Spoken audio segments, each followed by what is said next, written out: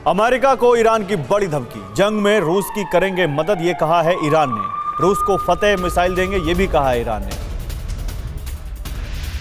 तो दुश्मन दोस्त होता है, ये वाली कहावत यहां पर सही साबित होती है।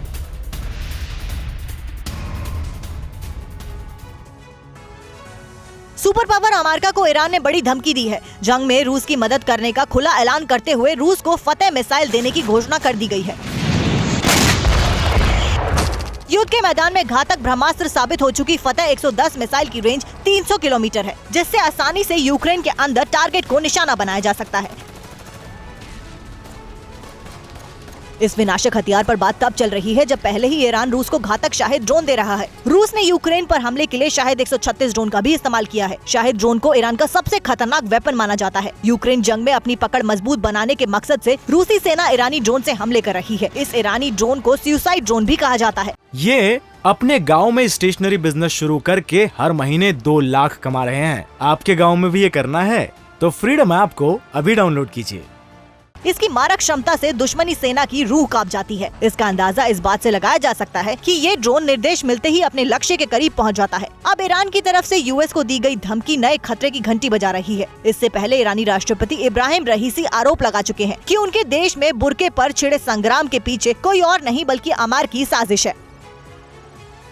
यूक्रेन के साथ जंग में रूस की नई रणनीति सामने आई है। रूस ने हथियारों से भरी एक और ट्रेन रवाना की है। बेलारूस में दिखी है रूस की ये वेपन ट्रेन। ट्रेन में बख्तरबंद गाड़ियां और हथियार लदे हुए हैं।